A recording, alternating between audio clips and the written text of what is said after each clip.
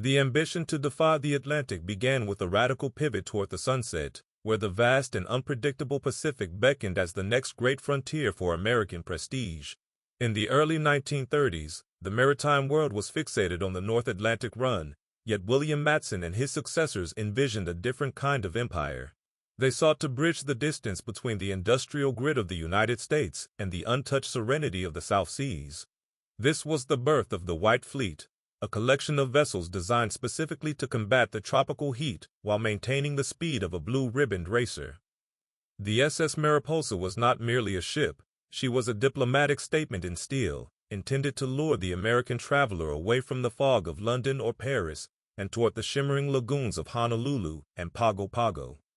It was a time when the post-Victorian world was desperate for escapism, and the Matson Line promised a voyage into a perpetual summer. The engineering required to realize this vision was as formidable as the ocean itself. Unlike the coal-choked liners of the previous decade, the Mariposa was designed from the keel up as a high-pressure, oil-burning marvel. Construction took place at the legendary Bethlehem Shipbuilding Corporation's Fore River Shipyard in Quincy, Massachusetts.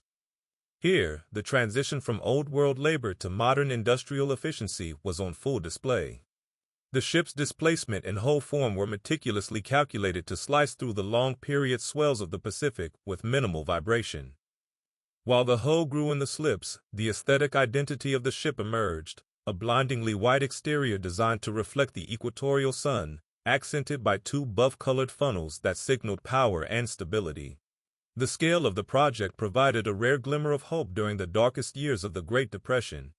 Thousands of skilled shipwrights, pipefitters, and electricians converged on the Massachusetts coast to hammer the Mariposa into existence. As reported by the Quincy News during her launch in July 1931, the atmosphere was one of national triumph rather than mere corporate expansion. The crowd watched as 18,000 tons of American steel slid into the Weymouth Fore River, a physical manifestation of the country's refusal to be cowed by economic collapse. She was more than a carrier of passengers.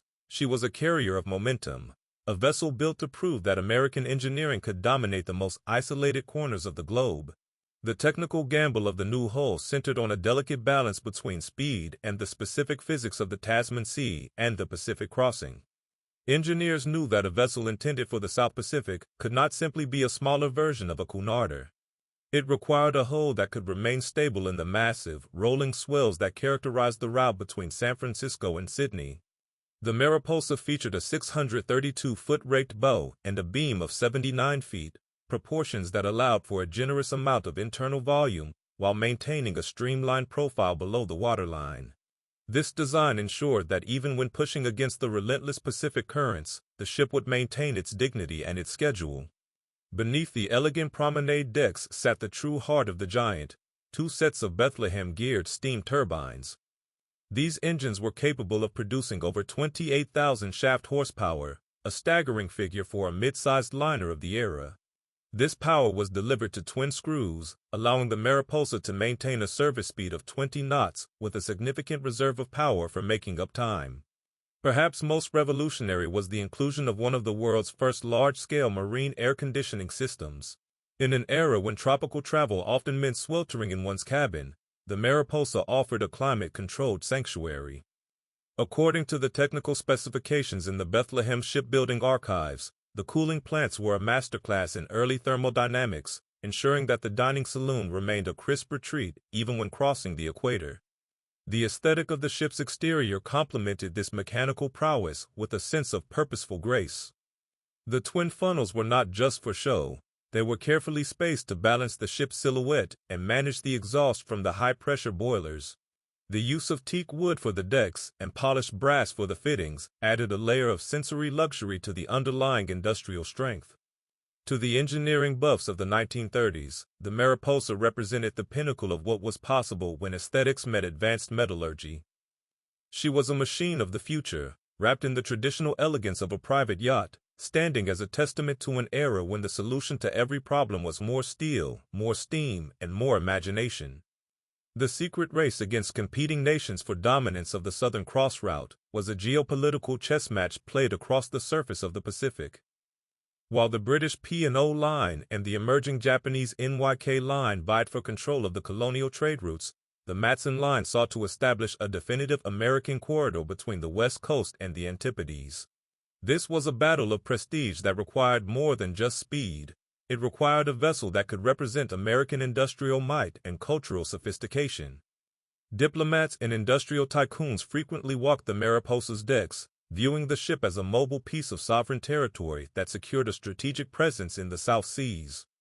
The U.S. Maritime Commission took a keen interest in her development, recognizing that such a liner could easily be converted into a vital naval asset should the simmering tensions of the 1930s boil over into global conflict. To ensure the ship was as profitable as she was prestigious, the engineers maximized her gross register tonnage to 18,017 tons. This allowed for a massive cargo carrying capacity that lay hidden beneath the veneer of luxury, ensuring that the ship remained a viable commercial venture during the lean years of the Depression. The Matson Line's branding was meticulous, utilizing a specific palette of Matson blue and gold that came to define elite travel in the Pacific. According to telegrams between Matson executives and federal regulators, every design choice was scrutinized to ensure the Mariposa outclassed her international rivals in both comfort and efficiency. She was a tool of soft power, designed to make the long trek from San Francisco to Sydney feel like an invitation into an exclusive club rather than a grueling oceanic crossing. The hidden innovations in the engine room were the true source of the Mariposa's legendary reliability, allowing her to maintain a 20-knot pace even when the Pacific proved less than peaceful. Deep within the hull, the Black Gang operated in an environment of polished steel and intense heat, managing the complex systems that powered the floating city. The ship utilized twin-screw propulsion driven by high-pressure steam, a configuration that provided redundant safety and exceptional maneuverability. Engineers also integrated a revolutionary gyro compass system, which allowed for far more precise navigation than the magnetic compasses used by older vessels on the same route. This technology was essential for navigating the reef-strewn waters of the South Pacific archipelagos, where a few degrees of error could lead to disaster. The functional beauty of the engine room was a marvel of the industrial age, featuring a forest of brass telegraphs and massive steel valves that controlled the flow of superheated steam. A 1932 feature in Popular Mechanics highlighted these shipyard secrets, describing the Mariposa as a pinnacle of modern tech of the Pacific. The ship's ability to remain steady in heavy seas was largely due to the placement of her machinery and the specific geometry of her hull plates, which were riveted with a precision that was the pride of the Bethlehem shipwrights. This mechanical sophistication provided a sense of security that was felt all the way up on the boat deck. Even at full speed, the vibration was often described as a low, rhythmic hum, the heartbeat of a giant that was perfectly tuned to its environment. The tension of the first high-speed crossing was palpable as the Mariposa met the 100-foot swells of the North Pacific for the first time in early 1932. Departing from New York on her delivery voyage before settling into her San Francisco home port, she had to prove her mettle in both the Atlantic and Pacific basins. The crew watched the fuel consumption rates closely, as the 20-day sprint to Sydney required a delicate management of resources. For the passengers, however, the technical anxieties of the maiden voyage were masked by a celebration of unprecedented luxury. The air was thick with the scent of fresh paint and gardenias as the ship made her grand entry into Honolulu, greeted by a flotilla of local boats and the traditional strains of Hawaiian music. The captain's log from January 16, 1932, records a sense of quiet triumph as the Mariposa maintained her scheduled speed despite a series of following seas that would have slowed a lesser vessel. In Sydney, the ship was christened with water from the harbor in a symbolic gesture of the new bond between the United States and Australia. This first voyage proved that the ambitious dreams of the Matson Line were not only possible but had been exceeded. The sight of the Mariposa's white hull against the deep blue of the Pacific became an overnight sensation, a vision of the future that seemed to bridge the gap between continents. She had successfully navigated the physical challenges of the sea and the psychological expectations of a world looking for a new era of travel. The interiors of the Mariposa felt like a dream, not a boat, because they were designed to intentionally obscure the industrial reality of ocean travel. During the 1930s, the transition from the heavy, dark woods of the Victorian era to the streamlined elegance of Art Deco was at its zenith. The Matson line spared no expense in hiring the finest decorators to create a tropical deco aesthetic that harmonized with the Pacific environment. The main lounge was a masterclass in this style, featuring etched glass panels, indirect cove lighting that mimicked a soft sunset, and sprawling murals of Polynesian life. These artistic choices served a psychological purpose. They transported the passenger into a world of curated luxury before the ship even left the pier. For the socialite boat train culture arriving from New York, the transition from the Waldorf Astoria to the Mariposa was seamless, as the ship felt less like a machine and more like a floating extension of Park Avenue. Behind the exquisite veneers of harewood and bird's-eye maple lay a foundation of technical innovation focused on safety and modernity. To achieve the sleek, open spaces of the Art Deco lounges, engineers utilized early aluminum furniture and fireproofing materials like marlite, which provided the look of expensive stone or wood without the weight or the risk. This was a significant departure from the combustible interiors of the past. Promotional brochures from the Matson line during the 1930s took great pride in describing this languid luxury, emphasizing that every detail, from the nickel-plated elevator doors to the custom-designed carpets, was intended to evoke a sense of timelessness. Even the air felt different. The revolutionary cooling systems ensured that the delicate scent of the flowers in the winter garden was never overwhelmed by the salty humidity of the tropics. The invisible wall between luxury and steerage was the engine that kept the city at sea running with the precision of a Swiss watch. While first-class passengers occupied the upper decks, enjoying wide promenades and expansive suites, the lower decks were a hive of functional activity designed to support that very lifestyle. This social stratification was built into the ship's architecture, with separate stairwells and galleys ensuring that the crew and lower-class passengers remained largely unseen by the elite. First-class life was governed by a strict social calendar where dress codes for dinner were non-negotiable, and the captain's table was the ultimate seat of prestige. A diary entry from a 1935 passenger describes the surreal experience of donning a tuxedo while the ship rode gently in the mid-Pacific, noting that the stiffness of the collars was only matched by the impeccable poise of the stewards. Technical systems were strategically placed to maintain this social hierarchy without disrupting the aesthetic of the ship.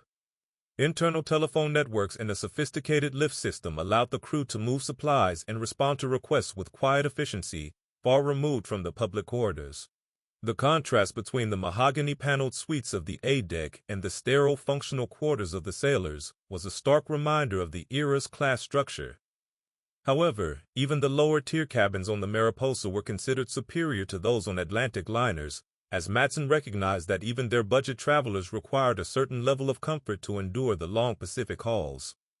The social machinery was not just about separation. It was about the orchestration of thousands of lives to ensure that, for those at the top, the voyage remained a flawless illusion of effortless grace. The impossible task of feeding thousands during a South Pacific gale required a logistical miracle performed daily within the ship's steel bowels. When the Mariposa encountered heavy weather, the kitchen staff, led by an executive chef under immense pressure, had to maintain the highest standards of French and American cuisine while the floor literally pitched beneath their feet. The galleys were equipped with specialized gimbals and high-rimmed ranges to prevent pots from sliding, but the real challenge was the human element of the service. An army of stewards had to navigate narrow corridors with heavy silver trays, ensuring that a 5-course meal reached the dining saloon without a single spill. A 1938 inventory list of the ship's larder reveals the sheer scale of the operation, including thousands of pounds of prime beef, fresh pineapples, and hundreds of gallons of cream, all of which had to be managed across a 3-week voyage. To support this massive consumption, the Mariposa was equipped with one of the most advanced refrigeration plants of its time. These cold storage rooms were deep in the hull, utilizing heavy-duty compressors to keep perishables fresh even as the ship transited the sweltering heat of the equator. The aesthetic of the dining experience was further enhanced by the Matson menu artwork, featuring vibrant, stylized depictions of Pacific life by artist Frank McIntosh. These menus became sought-after souvenirs, bridging the gap between the technical reality of food preservation and the romanticized experience of the meal itself. Every dinner was a theatrical production, supported by a foundation of industrial-grade logistics that ensured that even in the middle of a force 9 gale, the soufflé would rise and the silver would shine. The celebrities and dignitaries who walked the Mariposa's decks shaped a mythos of glamour that remains inseparable from the ship's identity. During the golden years of the 1930s, the vessel was a sanctuary for Hollywood's elite, who sought the privacy and pace of the Pacific over the paparazzi-filled Atlantic. Names like Shirley Temple, Douglas Fairbanks, and world-renowned athletes appear frequently on the passenger manifests, often seeking the restorative air of the Matson route.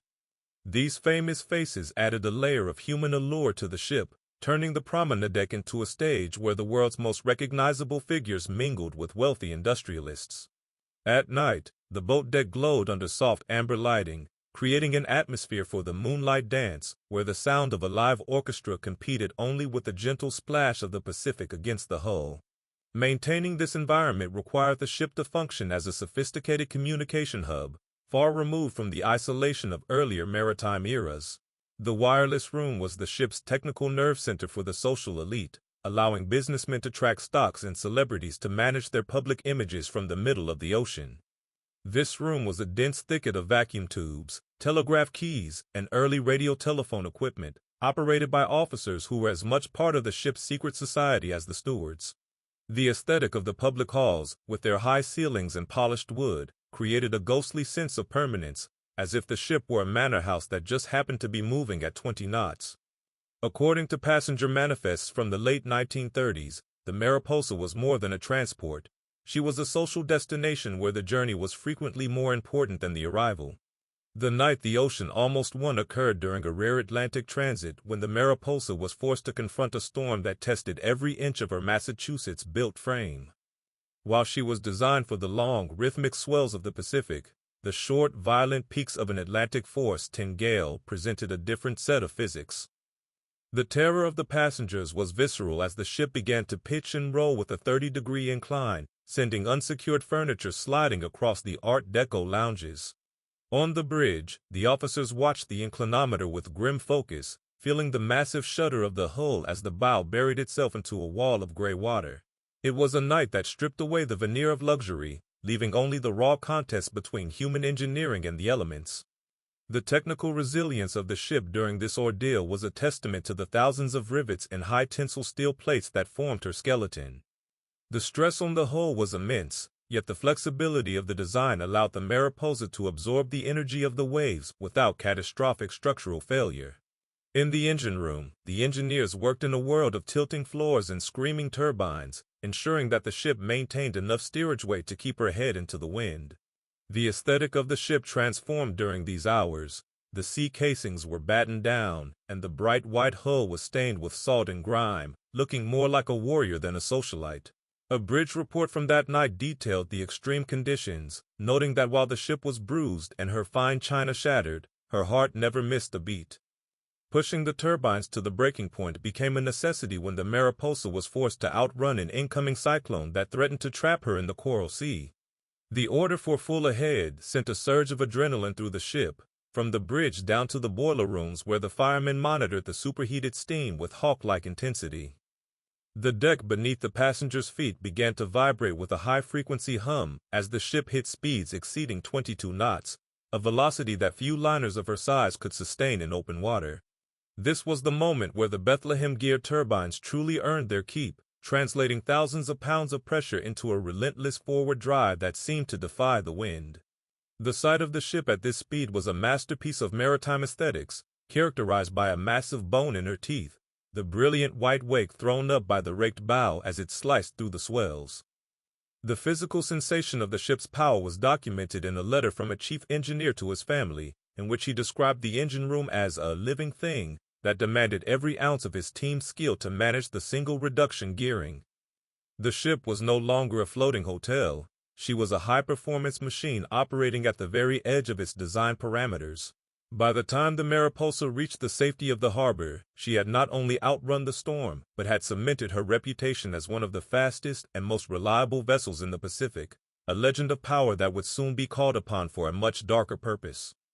The day the luxury ended and the camouflage began, the Mariposa ceased to be a playground for the elite and became a vital instrument of survival. Following the attack on Pearl Harbor, the ship was requisitioned by the Warshipping Administration in late 1941 to serve as a high-speed troop transport. The transformation was brutal and swift. The elegant lounges where socialites once sipped cocktails were stripped of their plush carpets and replaced with tiered wooden bunks to accommodate over 4,000 soldiers. The Matson white paint that had been her signature was covered by layers of dull, wartime measure 21 blue and gray to help her vanish into the horizon. Records from the Warshipping Administration detail a ship that was now pushed to her physical limits, often sailing without an escort because her 20-knot speed was deemed her best defense against the lurking threat of Japanese submarines.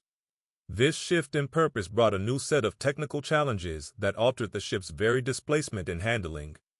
Mounting anti-aircraft guns on the promenade deck and adding heavy life rafts increased the top-heavy weight of the vessel, requiring the engineers to manage the ballast with extreme care to maintain stability in heavy seas.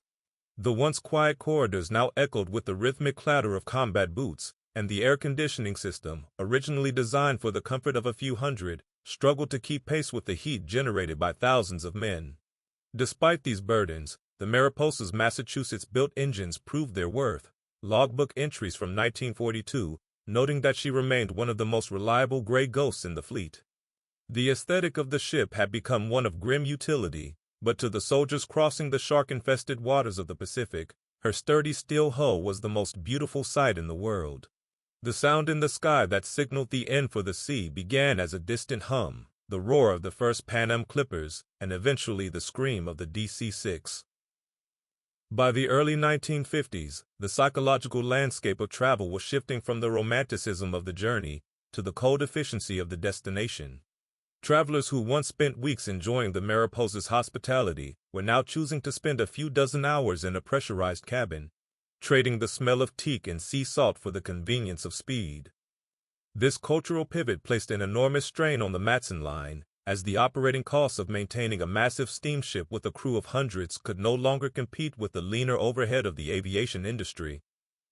A 1950 Matson internal memo regarding falling ticket sales captured the growing anxiety, noting that the glamour of the rail and the sea is being eclipsed by the utility of the wing. The technical reality of the aging Mariposa made her a relic in a world increasingly dominated by chrome, plastic, and jet fuel. While her Bethlehem turbines were still capable of their rated speeds, the cost of the fuel oil required to run them was skyrocketing, and the 1930s Art Deco interiors began to feel dated to a post-war generation hungry for mid-century modern aesthetics. The ship's once revolutionary air conditioning and manual elevators were now seen as maintenance-heavy liabilities compared to the streamlined systems of newer vessels and aircraft. Even the Matson blue branding seemed to lose its luster against the neon lights of the jet age.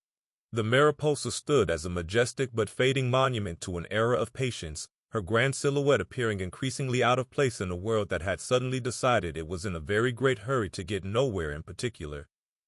The emotional goodbye of the last crew in 1953 marked the end of an American era as the Mariposa prepared to lower the Matson House flag for the final time.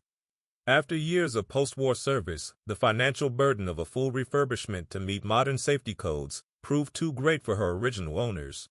The ship was sold to the Italian-based Home Lines, a transition that felt like a bereavement to the sailors and stewards who had called her steel decks home for over 2 decades. On her final departure from San Francisco, the harbor was filled with the mournful, deep-chested blasts of her whistles, a sound that had signaled the start of 1,000 dreams and was now a final salute. A newspaper account of the day described the scene as the passing of a queen, noting that many of the spectators on the pier had once sailed on her during the height of her 1930s glory. The ship then traveled to the Monfalcone shipyards in Trieste, where her technical identity underwent a massive transformation to become the SS Homeric. While the sturdy Bethlehem-geared turbines remained, almost every other aspect of her engineering was modernized to extend her working life.